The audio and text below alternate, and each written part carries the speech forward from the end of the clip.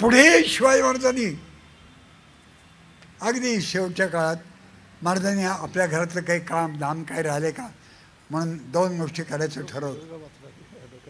त्यांनी आपल्या मुलाची मुंज केली.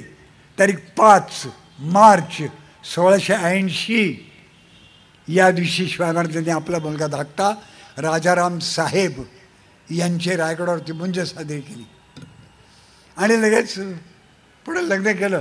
तारीख 15 मार्च 1680 या दिवशी शिवाजी महाराजांनी आपल्या राजारामाचं लग्न केलं.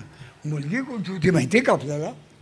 प्रतापरावांची जी मुलगी होती जानकीबाई, ती मुलगी शिवाजी महाराजांनी राजाराम साहेबांच्या करता केली आणि तिला आपली सून करून घेतली.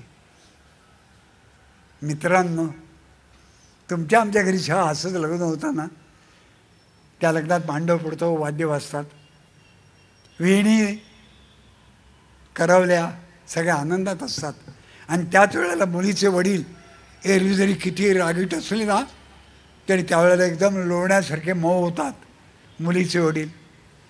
आणि त्या हातात नारळ घेऊन मांडवात येतात आणि मुलाच्या बापाच्या हातात तो नारळ देत म्हणतात, व्याही लेक तुमच्या पदरात घालतोय, मायेनं सांभाळा, मायेनं सांभाळा तुमच्या भरोशावर.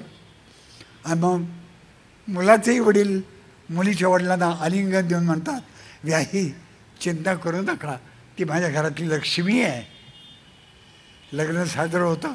रायगडावरचं हेही लग्न साजरं झालं आणि लग्न ते साजरं झालं. लग्न साजरं झालं आणि बरोबर लग्न झाल्यानंतर 18च दिवसांनी शिवाजी महाराज रायगडावरती मरण पावले. का इतक्या लवकर? अवघ्या 50व्या वर्षी असं काय घडलं होतं की महाराजांना मृत्यू यावा?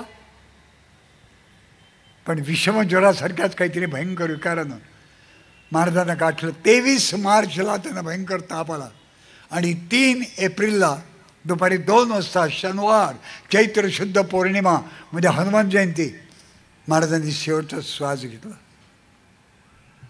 तेवढा इतिहास आहे हा भयंकर. महाराज ज्या दालनामध्ये होते त्या दालनामध्ये महाराज शेवटपर्यंत बोलत आहेत, म्हणजे ते पूर्ण शुद्धीवर आहेत आणि शेवटपर्यंत बोलत आहेत. सभासद कृष्णाच्या आनंद सभासदांनी त्यांची तोंडची वाक्य दिली आहेत आणि महाराज शेवटी लोकांना सांगतात. कारण ते महाराजांनी पाहिलं की आपल्या भोवताली हे सगळे माझे सरदार लोक रडत आहेत. त्यात सुरेजी मालुसरे आहेत, त्यात हमीराव मोहिते आहेत, अनेक जण आहेत, हिरोजी फर्जंद आहे. आग्र्याच्या प्रकरणाच्या वेळेला जो होता ना तो, पण सगळे रडतायत. महाराजांनी पाहिलं, महाराज बोलिले, कोणी चुकूर होऊ नका. चुकूर म्हणजे दुःखी, कोणी चुकूर होऊ नका. आला प्राणी राहत नाही, आला त्यात जावेच लागते. सर्व सांभाळा. आता आम्ही श्रीचे स्मरण करतो, तुम्ही सर्व बाहेर जा.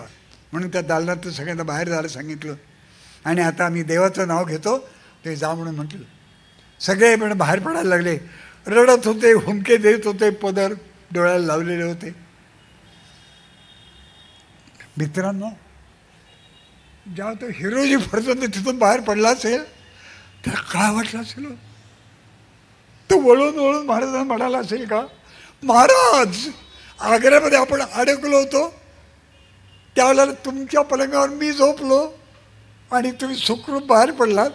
आत्ता झोपतो का? तुम्ही सुखरूप बाहेर जा. त्याला असं वाटलं असेल का?